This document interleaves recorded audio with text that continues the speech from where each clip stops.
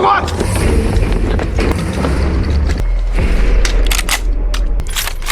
调查掩护，向后方撤退。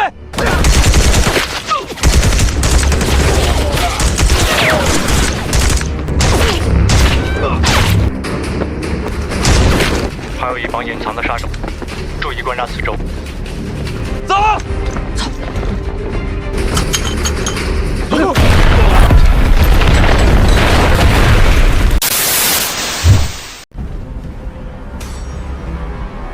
连长，执行第5方案。 Kisah ini berfokus pada seorang pimpinan tentara bayaran bernama Darong, si ahli sniper. Saat itu ia bersama dengan beberapa anggotanya sedang melakukan pengawalan dan pengamanan terhadap seorang bos besar yang sedang melakukan pertemuan untuk membahas jual beli tanah di segitiga emas daerah Yanfeng Huang. Pemilik tanah tersebut bersedia menandatangani jual beli tanahnya ke bos Darong karena mendapat harga beli 10 kali lipat dari harga yang ditawarkan oleh Tuan Gela. Tuan Gela sendiri adalah seorang gembong narkobi yang terkenal di Asia. Selesai melakukan tanda tangan jual beli tanah, tiba-tiba ada penyusup yang masuk ke dalam ruangan, sehingga tindakan cepat pun terpaksa diambil oleh anak buah Darong.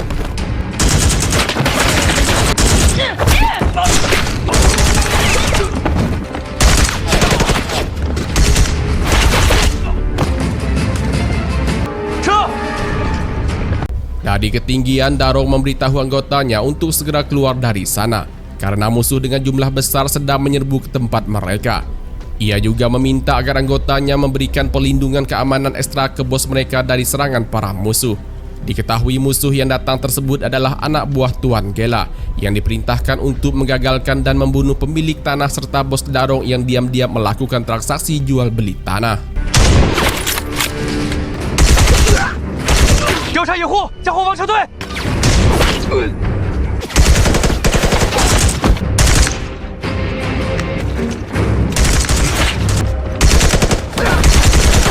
走。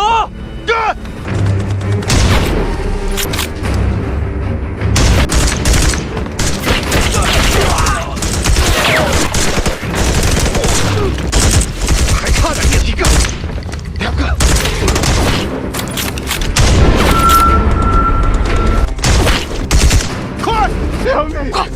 Get me out of here!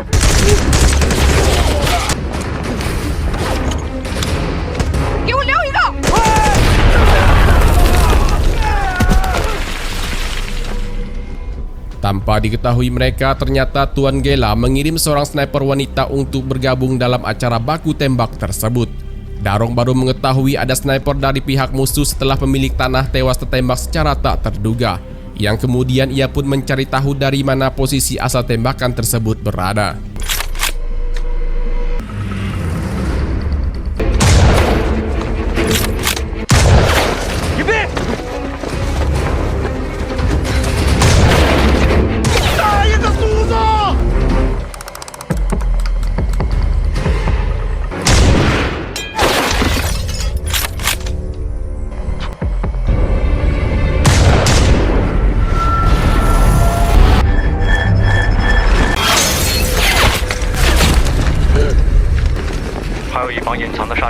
Berhasil membunuh sniper wanita tersebut, Darong dan anggotanya segera pergi dari sana dengan menggunakan kendaraan milik musuh. Tapi tampaknya mereka mendapat kejaran dari anak buah Tuan Gela yang masih terus berdatangan, sehingga aksi kejar-kejaran dan baku tembak pun terjadi lagi.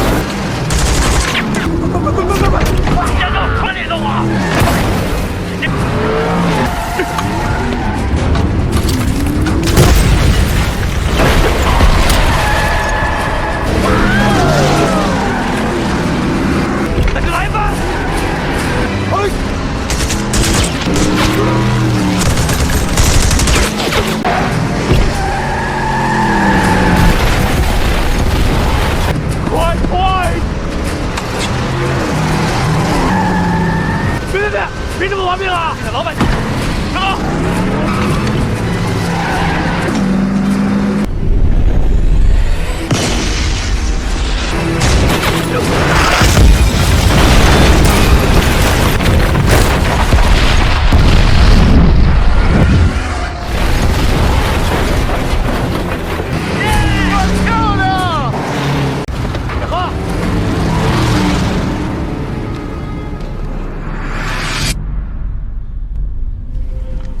Atas keberhasilan mereka, Darong dan semua anggotanya pun diajak bosnya untuk berpesta merayakan kemenangan mereka di sebuah tempat hiburan. Semua anak buah Darong pun terlihat bahagia dan menikmati pesta kecil-kecilan tersebut. Mereka bernyanyi, berjoget bersama dengan beberapa wanita cantik dan minum-minum di sana. Di tempat terpisah, seorang sniper bernama Calong dihubungi bosnya yaitu Tuan Gela yang memberitahunya jika adik perempuannya tewas bersama dengan anak buah yang lainnya.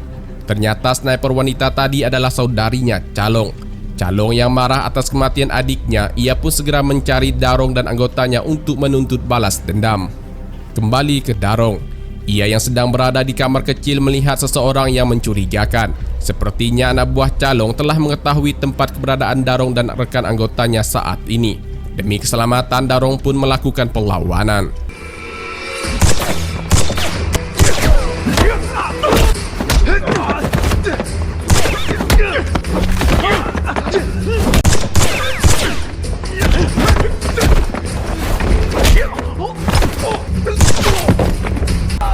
Sementara itu, di dalam ruangan karaoke secara tiba-tiba mereka dilempari granat yang mengakibatkan satu anggota Darong tewas di tempat saat melakukan penyelamatan.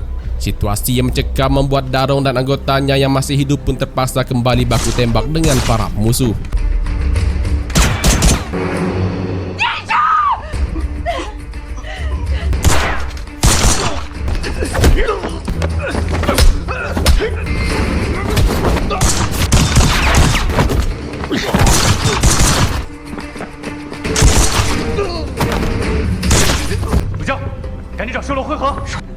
Untuk menyelamatkan diri, mereka lalu pergi ke lantai atas bangunan dengan tetap memberikan perlindungan ke bos mereka.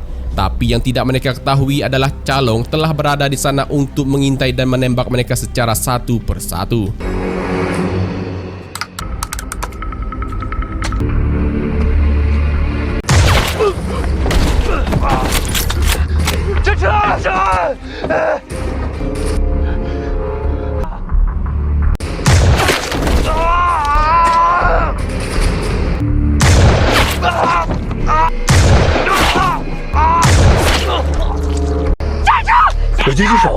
有狙击手，别跑！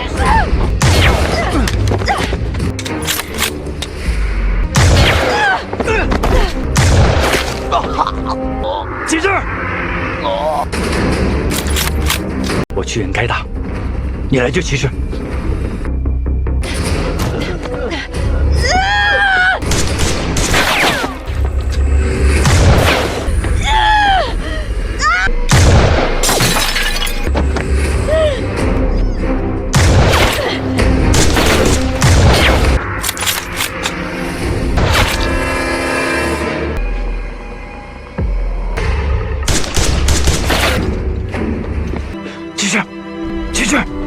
Dalam kejadian tersebut, semua anggota Darong tewas di tempat termasuk bosnya juga.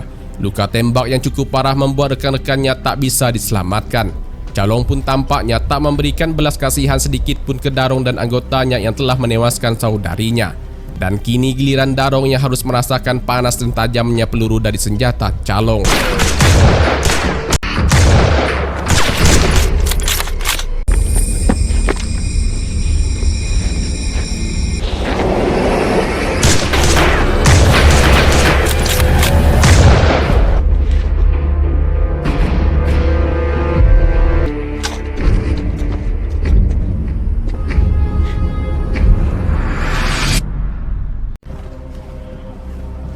Scene kemudian berlanjut pada 8 tahun kemudian di Bangkok, Thailand.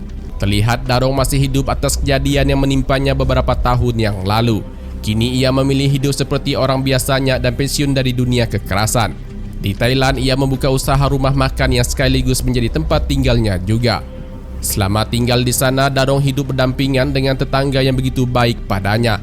Salah satunya Liang Bo atau yang akrab disapa Paman Liang, yang ternyata mereka sama-sama warga Tionghoa. Setelah pensiun dari profesinya sebagai tentara bayaran, Darong juga harus merawat putri sulungnya bernama Kiki.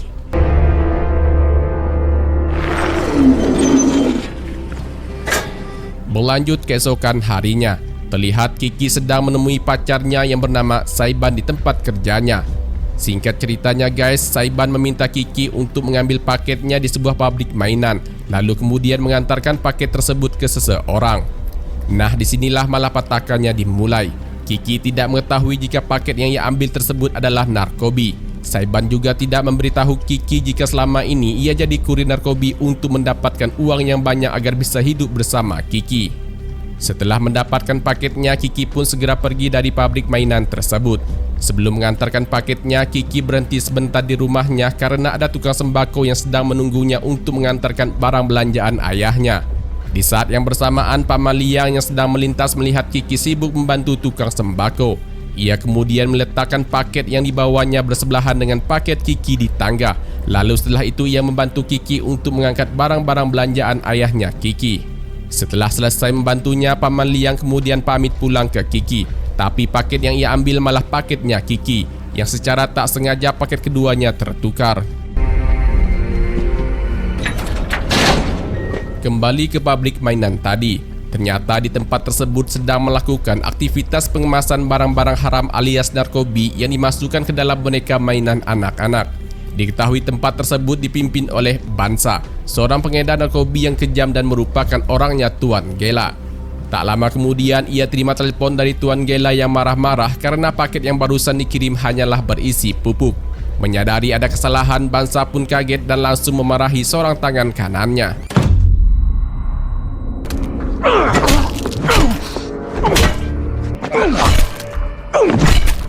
Dalam waktu yang singkat, Bansa berhasil menangkap Saiban untuk diinterogasi mengenai paket yang ia antar tadi siang. Dengan tangan diikat serta telah mendapatkan siksaan yang berat, Saiban pun akhirnya mengaku paket tersebut diantar oleh pacarnya yaitu Kiki. Mengetahui ada orang lain selain dirinya yang mengantar paket tersebut, Bansa pun kembali marah dan Saiban pun kembali mendapat siksaan dari tangan kanan Bansa.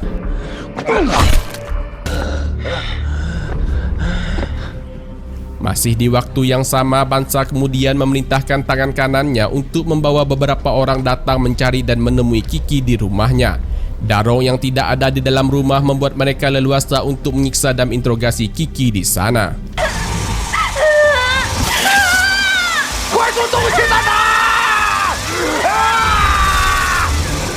Tak mendapatkan jawaban, Kiki kemudian diculik untuk dipertemukan dengan Bansa. Dari luar rumahnya, Paman Liang bersama dengan tetangga lainnya melihat Kiki sedang dibawa oleh para penjahat. Walau Paman Liang sudah berusaha berteriak untuk tidak membawa Kiki, namun semuanya sudah terlambat. Atas kejadian tersebut, Paman Liang kemudian melaporkannya ke Darong yang baru saja pulang ke rumah. Darong cukup kaget mendengar kabar tentang penculikan putrinya. Paman Liang memberitahu Darong bahwa para penculik tersebut menggunakan mobil Vans berwarna silver dan ada gantungan besar seperti jimat di depan mobil. Para penculik tersebut berjumlah 4 orang. Berbekal ciri-ciri tersebut, Darong kemudian mendatangi seseorang yang mengetahui pemilik mobil Vans berwarna silver yang dimaksud. Namun orang tersebut tak bisa diajak untuk bekerja sama, yang akhirnya Darong terpaksa menggunakan sedikit kekerasan. Dari informasi yang ia dapatkan, pemilik mobil Vans tersebut berada di pabrik mainan yang tidak jauh dari lokasinya saat ini. Darong kemudian segera datang ke sana untuk mencari putrinya. Tapi tampaknya kedatangan Darong tidak disukai oleh para penjaga pabrik tersebut.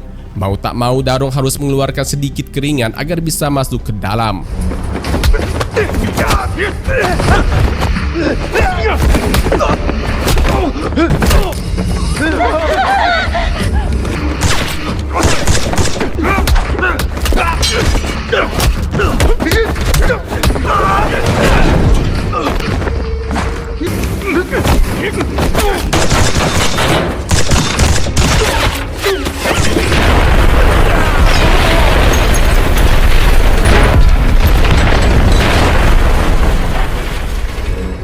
Berhasil menemui Bansa, Darong kemudian meminta agar Bansa segera membebaskan putrinya sekarang juga.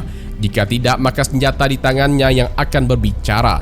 Namun Bansa tak mempedulikan ucapan dan ancaman dari Darong. Ia malah meminta agar Darong segera mengembalikan narkobi miliknya. Tak mengerti apa yang dimaksud oleh Bansa, tembakan pun kembali terjadi.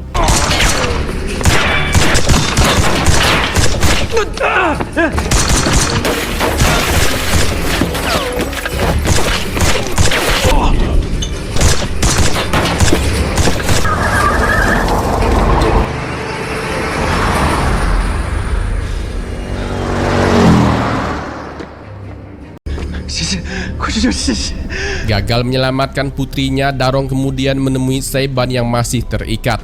Dengan todongan senjata tepat di kepalanya, Darong meminta agar Saiban mengatakan apa yang sebenarnya terjadi. Sambil menangis, Saiban hanya mengucapkan kata maaf karena telah melibatkan Kiki dalam kasus ini. Tapi Saiban memberitahu Darong jika ia kenal dan tahu tempat keberadaan orang yang membeli paket haram tersebut. Dan orang tersebut juga mengetahui siapa bos besarnya. Singkat cerita, Darong dan Saiban pun mendatangi sebuah tempat bermain biliar untuk menemui pembeli paket haram yang dimaksud tadi. Di sana, Darong meminta orang tersebut untuk memberitahunya siapa bos besar pengedar narkoba di Thailand. Tapi lagi-lagi kedatangan Darong dianggap mengganggu di sana, sehingga cara kekerasan merupakan solusi terbaik untuk mengatasi semuanya. Scene kemudian berpindah ke sebuah pelabuhan tua yang kini menjadi markas utama bagi Tuan Gela. Terlihat di sana Bansa membawa Kiki untuk menemui Tuan Gela. Bansa memberitahu Tuan Gela bahwa paketnya belum ditemukan. Ia memperkirakan paket tersebut tertukar dan Kiki orang terakhir yang mengantarkan paket tersebut. Mendengar kabar buruk itu jelas membuat Tuan Gela marah ke Bansa, yang kemudian Kiki pun menjadi sasaran kemarahan Tuan Gela juga. Tak lama kemudian handphone Tuan Gela berdering. Saat diangkat, ia mendengar suara rintihan anak buahnya menjerit, yang ternyata Tuan Gela dihubungi oleh Darong. Darong meminta agar Tuan Gela melepaskan putrinya sekarang juga. Namun Tuan Gela menolak. Ia meminta agar Darong segera mendapatkan kembali paket miliknya yang tertukar jika ingin putri kesayangannya selamat. Cici. Mengetahui paketnya tertukar, Saiban lalu meminta Darong untuk mengecek CCTV rumahnya. Karena sebelum mengantar paket, Kiki sempat kembali ke rumah. Dari rekaman CCTV ternyata paket tersebut tertukar dengan paket milik Paman Liang. Kemudian dengan segera Darong dan Saiban menemui Paman Liang untuk menanyakan perihal paket tersebut. Di saat yang bersamaan masih di pelabuhan, Tuan Gela memerintahkan Calong untuk membawa beberapa anak buahnya mencari keberadaan Darong. Setelah ditemukan, Calong diminta untuk mengambil paketnya dari tangan Darong kemudian membunuh Darong. Karena Tuan Gela tak ingin orang-orang di luar lingkarannya mengetahui bisnis haramnya tersebut. Setelah beberapa saat kemudian, Darong dan Saiban pun bertemu dengan Paman Liang. Paman Liang pun menunjukkan paket miliknya yang kebetulan belum ia buka saat pertama kali ia ambil. Setelah dicek oleh Darong, ternyata paket tersebut berisi sebungkus narkoba yang tersimpan di dalam mainan boneka. Akhirnya Darong pun paham apa yang menimpa putrinya. Untuk menyelamatkan putrinya, Darong harus mengantarkan paket tersebut ke Tuan Gela besok pagi. Tapi saat ia dan Saiban akan pulang, tiba-tiba dari bangunan seberang Calong langsung menembaknya.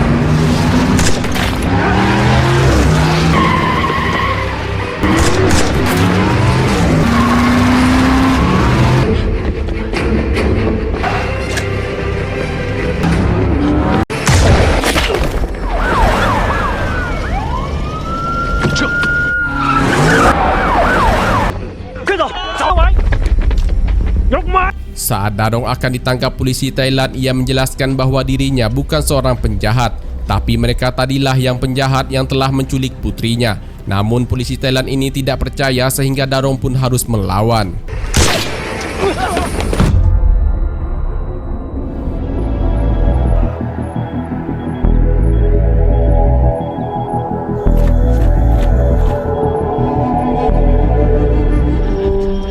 Setibanya di rumah pada malam hari, Darong segera mengobati luka tembak yang ia alami tadi saat kabur dari kejaran calong. Tak lama kemudian, Saiban pun datang menemui Darong untuk menawarkan diri ikut menyelamatkan Kiki pada besok pagi.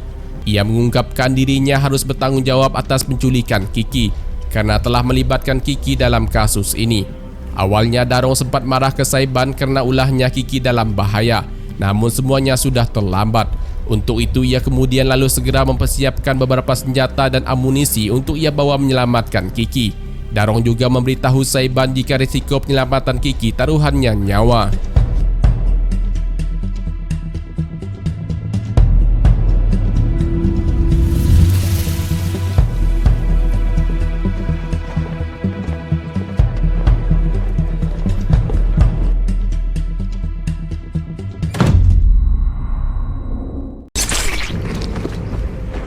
Keesokan harinya, Darong dan Saiban pun telah tiba di area pelabuhan tempat Kiki disekap. Untuk masuk ke dalam, keduanya harus terlebih dahulu menghabisi nyawa para penjaga yang ada di luar. Saiban diperintahkan untuk mengintai dengan teropongnya dari jarak jauh, sedangkan Darong bagian eksekusinya.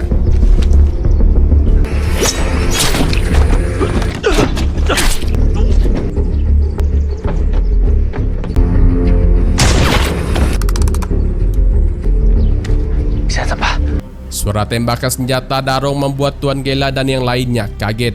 Ia kemudian lalu memerintahkan semua anak buahnya termasuk calong untuk menyambut kedatangan Darong dengan senjata.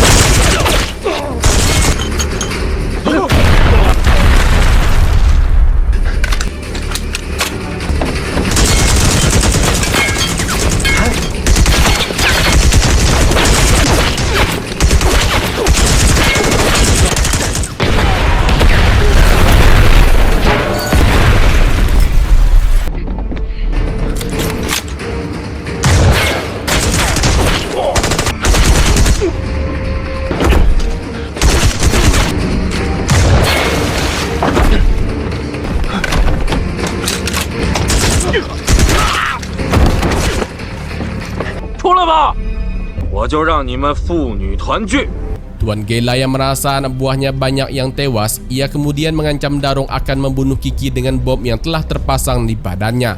Tuan Gela juga meminta agar Darong menunjukkan dirinya dan menyerahkan paket narkobi padanya. Tak ingin terjadi apa-apa dengan putrinya, Darong pun menampakkan wajahnya dan melemparkan tas yang berisi paket narkobi yang selama ini dicari-cari Tuan Gela.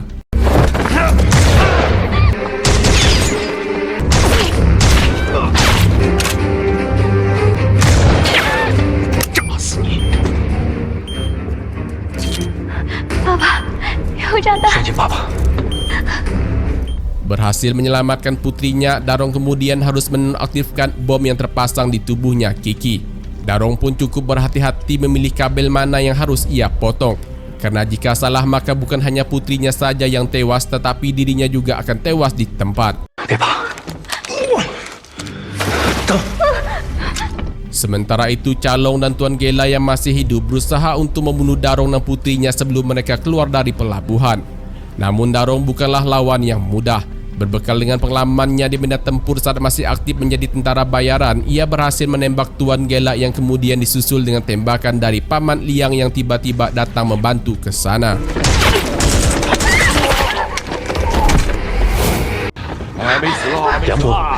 Untuk mempersingkat waktu, Paman Liang kemudian membawa mereka semua pergi dengan kendaraan yang telah ia siapkan di luar. Tapi naas Paman Liang tertembak oleh Calong saat memasuki kendaraannya. Nyawa Paman Liang pun tak bisa diselamatkan. Ia tewas setelah banyak mengeluarkan darah karena luka tembak tersebut. Darong yang tak ingin ada lagi korban, ia lalu meminta Saiban untuk membawa Kiki pergi dari sana. Sementara itu ia akan mengalihkan perhatian Calong. Di momen ini juga Darong akan menuntut balas dendam atas kematian semua anggotanya beberapa tahun yang lalu karena tewas di tangan Calong. Dan kali ini Darong benar-benar murka.